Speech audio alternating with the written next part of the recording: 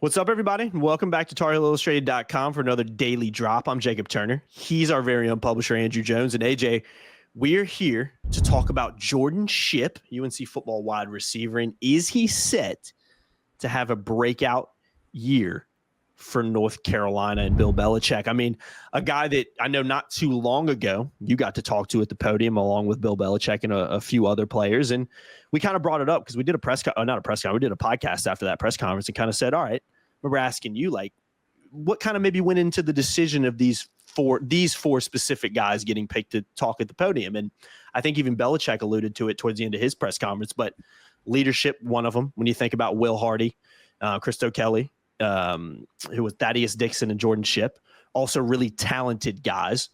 But you look at Jordan Shipp in particular and, you know, kind of a young guy who didn't play a ton last year for Carolina, but I know you got some stats you'll go through, did see action last year, some, but again, a guy coming out of high school that wasn't recruited by Bill Belichick, but just uber highly rated. And I know somebody Carolina fans are really excited about. So I think number one, when you saw him at the podium that day, that kind of showed you, ooh, Jordan Shipp might be tearing it up and have a big impact for North Carolina this year. And I think even if you didn't see him at the podium, you still would have had some really high expectations for him. So AJ, what are your thoughts on a guy like Jordan Shipp having a breakout year for the Tar Heels? Because I think, number one, that wide receiver position, it is poised, and there is an opportunity there for someone like him to really step up and take advantage this coming season.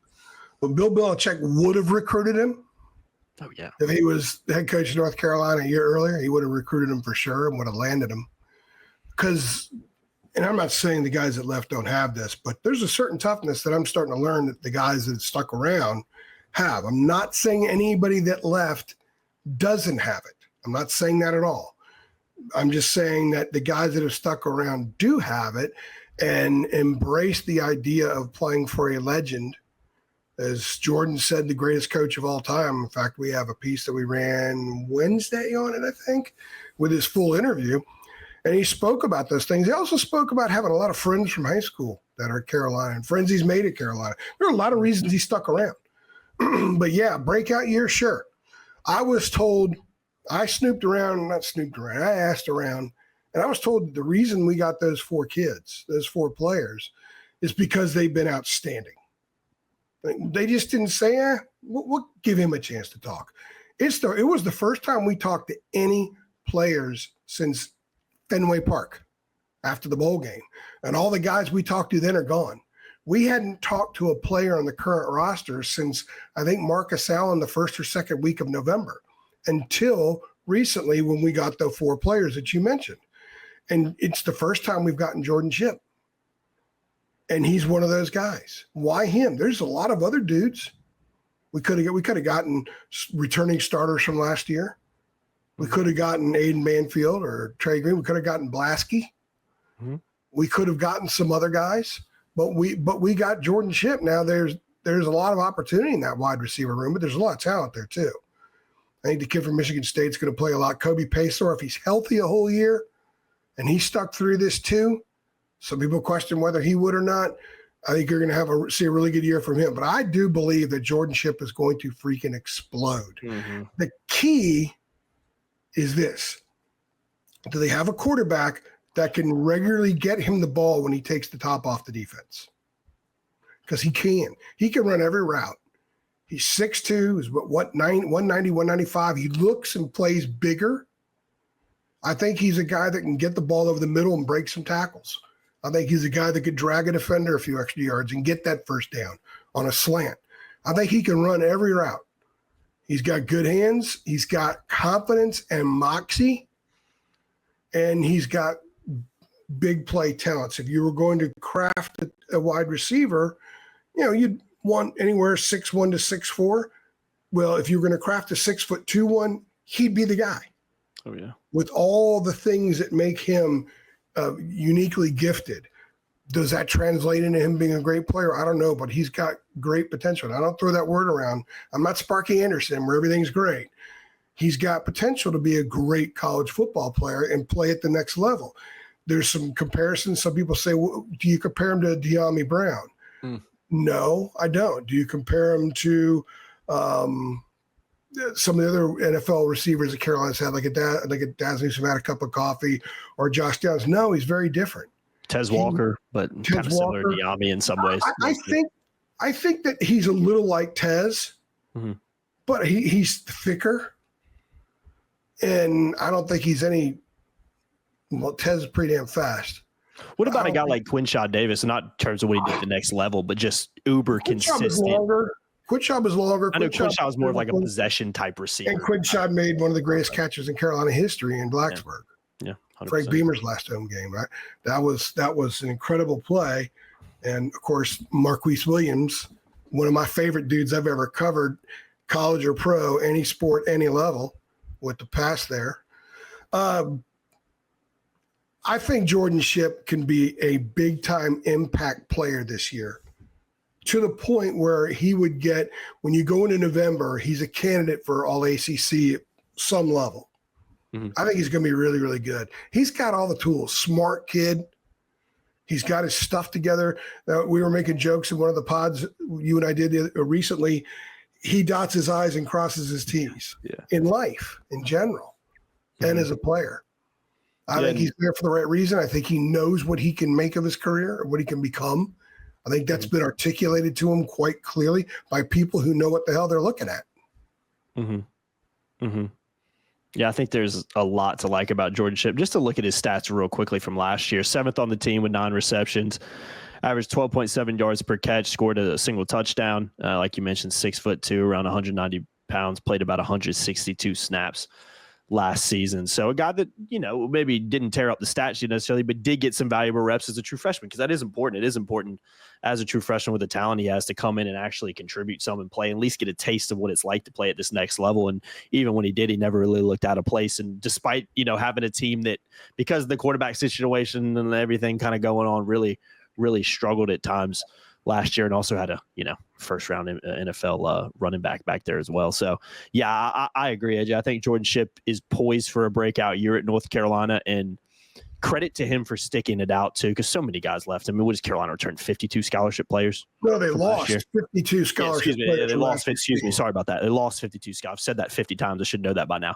They lost 52 scholarship players, and credit to him for sticking around as well, because a lot of guys didn't. A lot of guys wouldn't in that situation. So yeah, I think he's one of those guys, when you look at the offense where there are question marks, losing to Marion Hampton, completely new staff, losing essentially your quarterback despite everything that went down last year. I mean, it wasn't like Carolina had, the greatest of quarterbacks last year. I think Jacoby Criswell came and did, in those circumstances, did a pretty dang good job when you consider kind of everything around it. There are a lot of question marks on this year's offense and how good it might be, but having a running back like a Davion Goss back there who's played a lot and has that potential, and having a wide receiver in Jordan Shipp, who hasn't played a lot of football at the college level, but is being talked about like, yeah, he's kind of the next guy up, along with other guys that Carolina's returning on that side of the ball. You need players like that to feel good about the offense going into the season. I think Jordan Shipp's one of those dudes, as you like to say, that you circle and say, yeah, he feels like someone you should be able to rely on as the season goes on and have a breakout year. And based on what we're hearing from inside the program and from, Bill Belichick specifically, it seems like everything is on course for that to happen. So that's positive. We wouldn't have gotten him if they don't view him that way. No, there was no reason to bring someone like him out. You could take that Christo Kelly he's going to be a starting center, and he's got a very big presence on that offensive line. You can take that Will Hardy is exactly the kind of guy that Bill Belichick and Michael Lombardi and Steve Belichick want back there. Defense, calling stuff and seeing things and being a communicator back there for a lot of snaps. Clearly, with Jordan, obviously they think that he can be maybe the go-to guy in that group. And then with Thaddeus Dixon, Thaddeus is a proven player. He was honorable mention All Big Ten last year. Naturally, he's going to step right in and be a candidate for a minimum that in the ACC. And he's a been there, done that guy. And what I like about him, and we're not going to do a Thad Dixon podcast here, but I'm sidebarring for a second because we sidebar a lot. I asked him, he talked about being a leader in that room. I said, did you, when you arrived, they all know that you played the national title game, at the time, 13 months earlier. Did that give you immediate clout? He said, no. Whatever I did before has nothing to do with now. And I just think there's a mindset with a lot of these guys. There's a start over mindset. I wouldn't judge Jordan Shipp only getting 162 snaps last year. because he had a lot of older guys in that room, and they'll play the older guys. And B, he was just a true freshman. But now everybody's a new fresh start.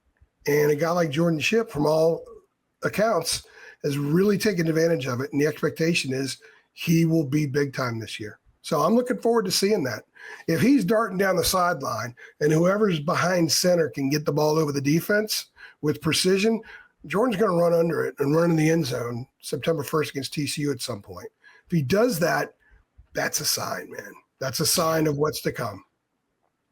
Yeah, it feels like the question marks really aren't about him and what he can do on the football field. Like, I agree. It's about, do they have a quarterback who's there, can consistently get the guy the ball like him? We'll have to see. We've talked about it a lot. There's a lot to like about that room, but again, it is a question mark and something we'll continue to discuss throughout the offseason. Receivers getting open and catching the ball. Receivers getting open is just part of it. Mm-hmm. That's why coaches who are just football guys love it so much, because so much stuff has to work. It's like an engine. Mm-hmm. You know, if everything's popping the right way, it can work. And if he'll get open and he'll catch the ball, someone's just got to give him the ball. And if they balance that out with Davion, like you said, and the other backs they have, and running the kind of offense that I think they're going to run, then it's going to be fun watching this guy put up some pretty nice numbers this year. Yeah, I agree, man. I agree. Completely agree with that. Tom Brady wouldn't be as a legendary quarterback like he is as none of his receivers ever got open. So it all kind of goes together. He had some pretty good ones too. Yeah, he definitely had some pretty good ones. Yeah, I think Bill Belichick knows what a good wide receiver looks like. So yeah, I think all signs right now. He knows what a good holder for extra points looks like. Yeah, he knows what a good water boy looks like. He's like a special teams nerd in a sense, in a good way. He knows what knows what. I hope we get lost in the weeds with him every once in a while on that stuff. Oh God, it'd be fascinating. I'll get goosebumps just thinking about it. Yeah, you got a little bit of. I didn't watch a lot of it, but I did see some of it. You got a little bit of a snapshot with the conversation he had with Dabo on was ACC Network. I mean, just seeing them just kind of. Yeah, it was interesting. You can see the potential there for sure. It'd be fascinating. Maybe one day, maybe one of the press conferences will allow us ask a few extra questions. We can kind of go down the rabbit hole with them, but not necessarily hold my breath on that. We'll see. We'll see. We'll see. We'll see. I've been Jacob Turner. He's been Andrew Jones. Like the video below if you're excited about Jordan Shipp. Get involved in the comments below. Do you think Jordan Shipp's set for a breakout year? What kind of player do you think he's going to be for the Tar Heels? And two, talk about the quarterback position a little bit. We've talked about it a lot, but how do you feel? Do you think Carolina has a quarterback down there you feel confident enough to get someone like Jordan Shipp the ball on a consistent basis? Want to hear about all that, and we'll continue to discuss all these topics throughout the offseason as well. So appreciate you guys watching as always, and we'll see y'all next time. Thanks.